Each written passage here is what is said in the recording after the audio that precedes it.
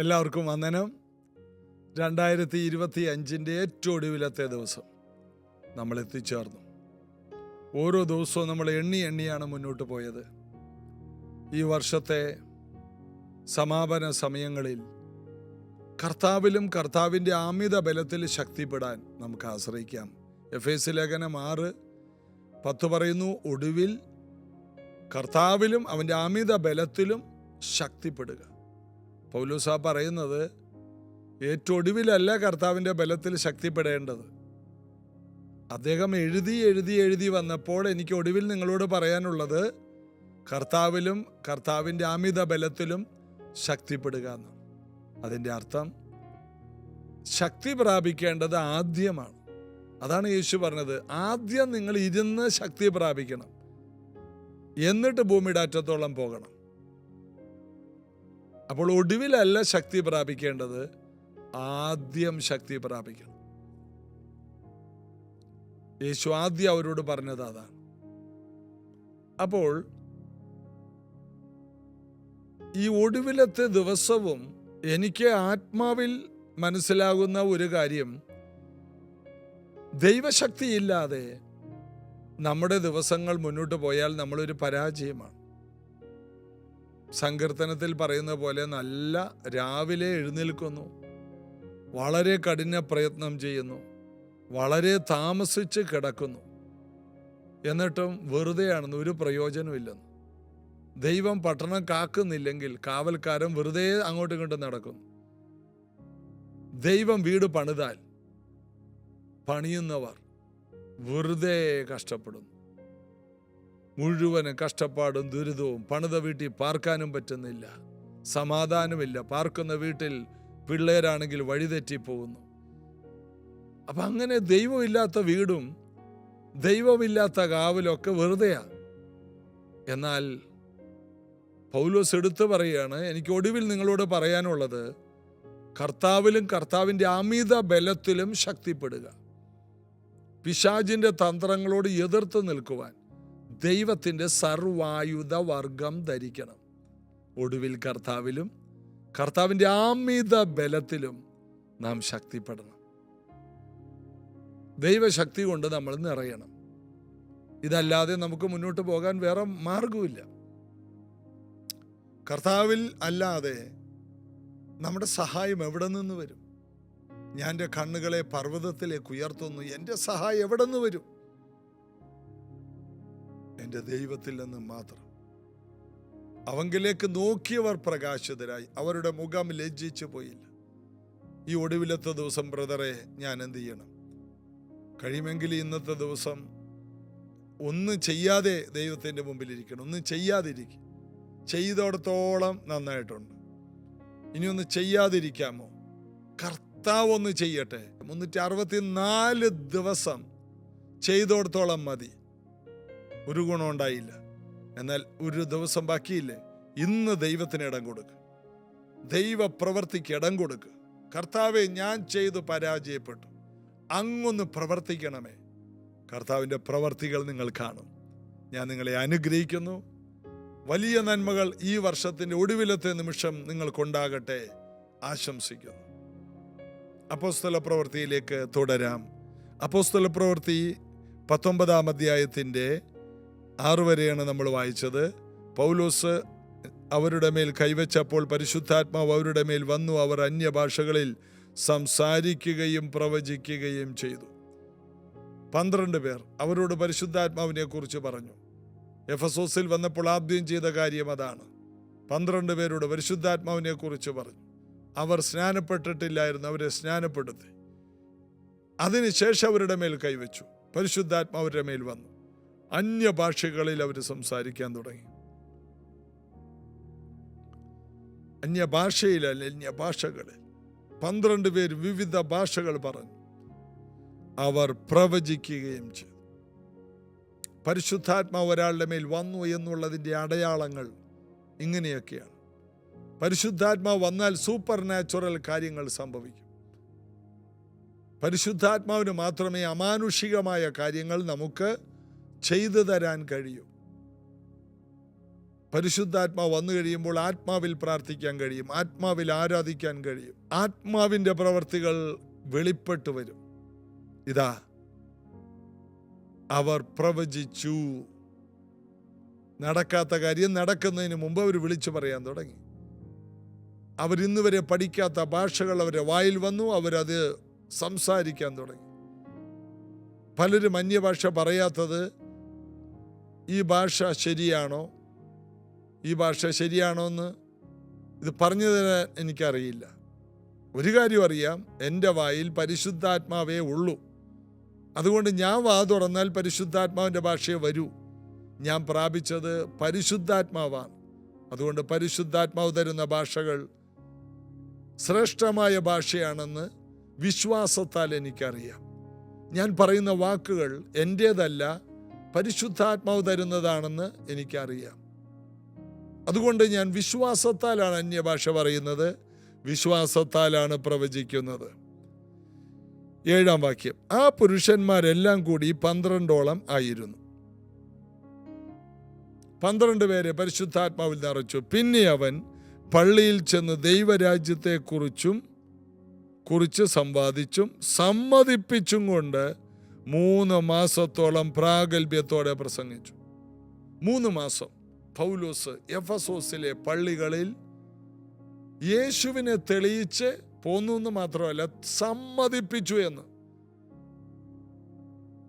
രാവിലെ തൊട്ട് വൈകിട്ട് വരെയൊക്കെ അങ്ങോട്ട് അവരുടെ കൂടെ സംവാദങ്ങളിൽ ഏർപ്പെട്ടു. യഹൂദന്മാർ പറഞ്ഞു, അങ്ങനെയൊന്നുമല്ല, മോശയാണ് വലുത്, അബ്രഹാമാണ് വലുത്. അല്ല, മോശ പറഞ്ഞ യേശുവാണ് വലിയവൻ. എന്നെ പോലൊരു പ്രവാചകനെ നിങ്ങളുടെ നടുവിൽ എഴുന്നേൽപ്പിക്കും. അവൻ പറയുന്ന സകലത്തിൽ നിങ്ങൾ അവൻ്റെ വാക്ക് കേൾക്കണം. അവൻ്റെ വാക്ക് കേൾക്കാത്തവർ ഛേദിക്കപ്പെടും. ഇങ്ങനെയുള്ള കാര്യങ്ങൾ എടുത്ത് ദാവീദിൻ്റെ കല്ലറ ഇവിടെ ഉണ്ടല്ലോ, എന്നാൽ ദാവീദിൻ്റെ കുടുംബത്തിൽ ഒരുവൻ പിറക്കും, അവൻ ദ്രവത്വം കാണില്ല, അത് മശികയാണ്. ഇന്നും അങ്ങനെ അവൻ്റെ സാക്ഷികളായവർ ജീവിച്ചിരിപ്പുണ്ടല്ലോ. ഇങ്ങനെയെല്ലാം പറഞ്ഞ് മറ്റുള്ളവരെ വിശ്വാസത്തിലേക്ക് സമ്മതിപ്പിച്ചു. തർക്കത്തിൽ പൗലോസ് തോറ്റുപോയെന്നല്ല, സമ്മതിപ്പിച്ചു. മറ്റുള്ളവരെ സമ്മതിപ്പിക്കണം. യേശു ക്രിസ്തു ജീവനുള്ള ദൈവപുത്രനെന്ന് മറ്റുള്ളവരെ കൂടി സമ്മതിപ്പിക്കാനാണ് കർത്താവ് നമ്മെ തിരഞ്ഞെടുത്തത്. എൻ്റെ ഓർമ്മ ശരിയാണെങ്കിൽ, അല്ലെങ്കിൽ ഞാനിങ്ങനെ ഒന്ന് വിചാരിക്കരുത്, ഒന്ന് പറഞ്ഞോളാം, ഇന്ന പോലെയൊക്കെയാണ്, നിങ്ങൾക്ക് വേണമെങ്കിൽ എടുക്കാം. ഇല്ല, സമ്മതിപ്പിച്ചിരിക്കും. ചില കമ്പനികളുടെ ഓർഡർ എടുക്കാനായിട്ട് വരുന്നവരുണ്ടല്ലോ,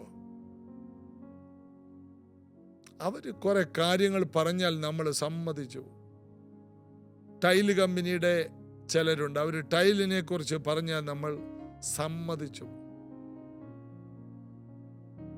വീടുകളിൽ പലതും വിൽക്കാൻ വരുന്നവരുണ്ട്, അവർ ചില കാര്യങ്ങൾ പറഞ്ഞു കഴിയുമ്പോൾ നമ്മൾ സമ്മതിച്ചു. പിന്നീടാണ് അറിയുന്നത്, അവർ പോയി കഴിയുമ്പോഴാണ് അറിയുന്നത്, എടാ ഇത് കളിപ്പീരായല്ലോ. എൻ്റെ വീട്ടിൽ പുതപ്പ് വിൽക്കാൻ വന്നതുപോലെ ഞാനില്ലാത്ത സമയത്ത് വീട്ടിൽ വന്നു. വീട്ടിൽ വന്നിട്ട്, സേച്ചി ഇത് നല്ല പുതപ്പാണ് സേച്ചി. സേച്ചി നോക്കിയപ്പോൾ അല്പം തിളക്കമൊക്കെ ഉണ്ട്. നോക്കുമ്പോൾ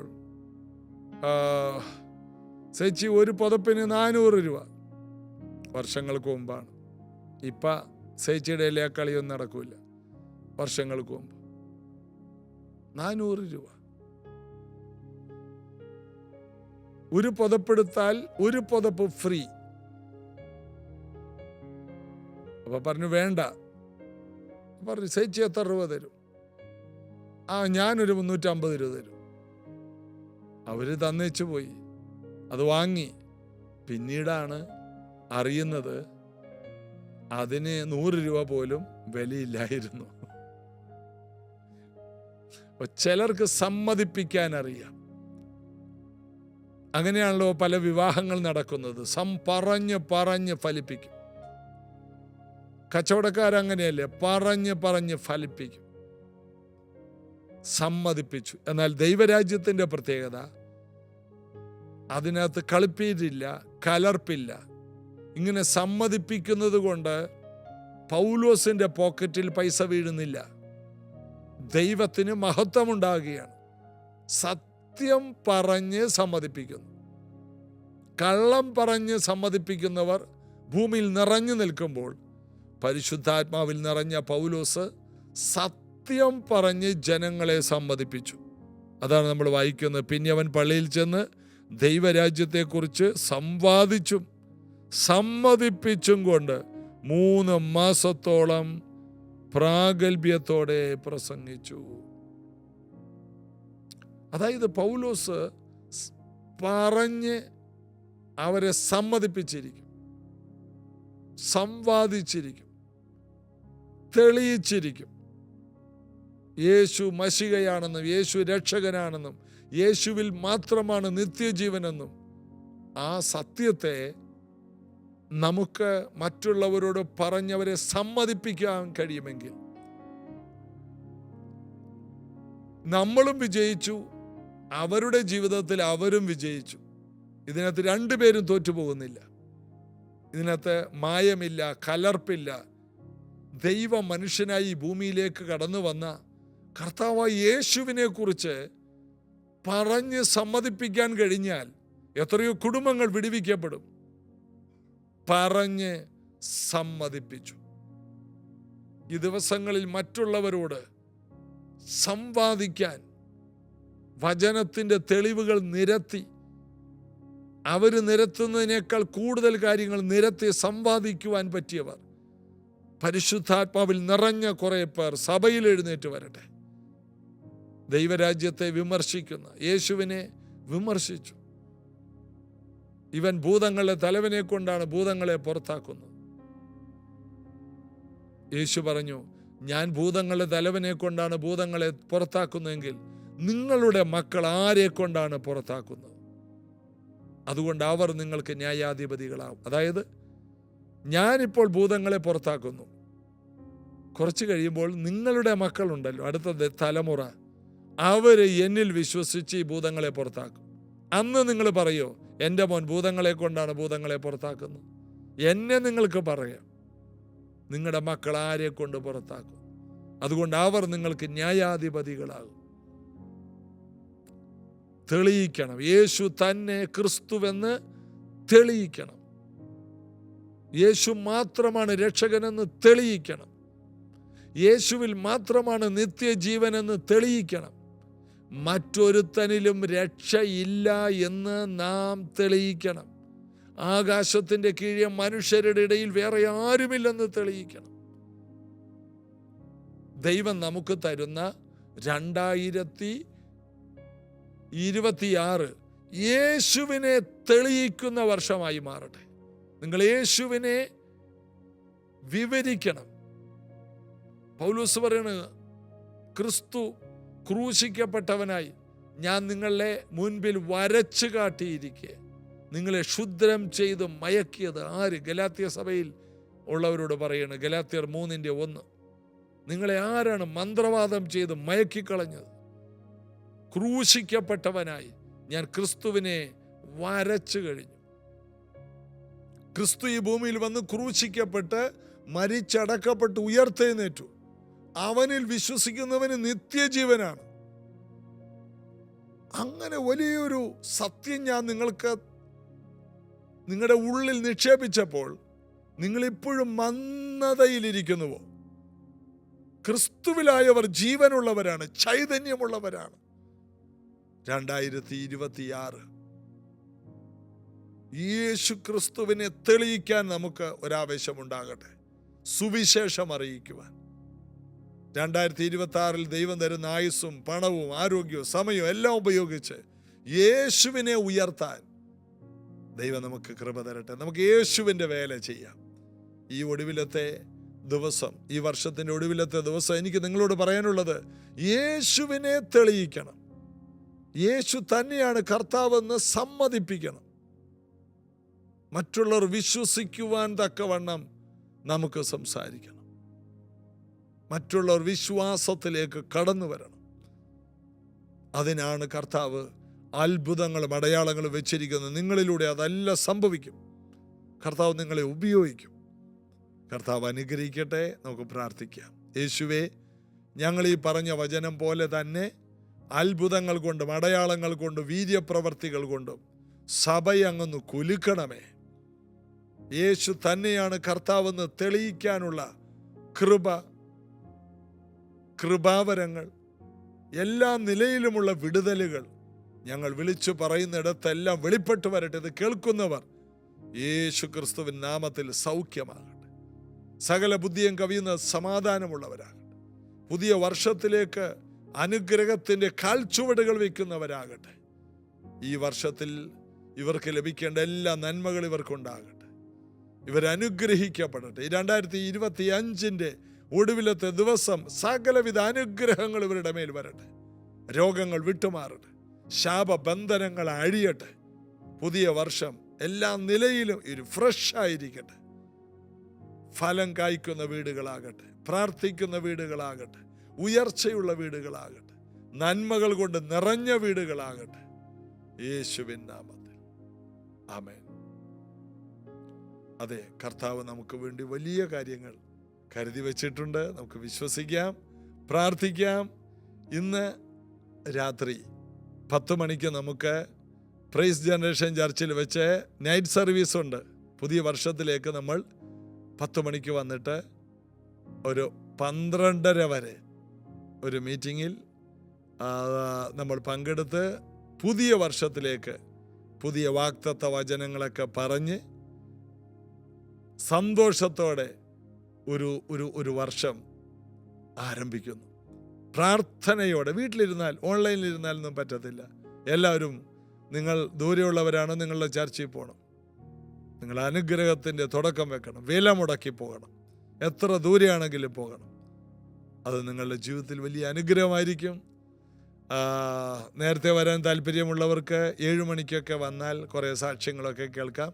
എന്നാൽ മെയിൻ മീറ്റിംഗ് 10 മണിക്കായിരിക്കും. 7 തൊട്ട് 9 മണി വരെ എല്ലാ വർഷവും പൊതുവായിട്ട് കുറച്ച് സാക്ഷ്യങ്ങളൊക്കെ പറയും. ദൈവം നടത്തിയ വിധങ്ങളൊക്കെ പറയും. അതും വലിയൊരു അനുഗ്രഹമാണ്. എന്നാൽ പ്രധാന പ്രാർത്ഥന രാത്രി 10 മണിക്കാണ്. 10 മണി തൊട്ട് 12:30 വരെ. കർത്താവ് എല്ലാ പ്രിയപ്പെട്ടവരെ അനുഗ്രഹിക്കട്ടെ. നമുക്ക് ഒരുമിച്ച് പുതിയ വർഷം ജീസസ് എവരി ഡേ എന്ന പ്രാർത്ഥനയിൽ ഒരുമിച്ച് കാണാം. ഈ വർഷം മുഴുവൻ ഞങ്ങൾക്ക് കൈത്താങ്ങൽ തന്ന, പ്രാർത്ഥിച്ച, പ്രൈസ് റിപ്പോർട്ടുകൾ അറിയിച്ച, ഞങ്ങൾ ഈ മീറ്റിങ്ങിൻ്റെ വിജയത്തിനായി കൂടെ നിന്ന് യേശുവിൻ്റെ നാമത്തെ ഉയർത്താൻ ഞങ്ങളെ ഒപ്പം നിന്നവർക്ക് നന്ദി. കർത്താവ് എല്ലാ നിലയിലും നിങ്ങളെ അനുഗ്രഹിക്കട്ടെ. God bless you.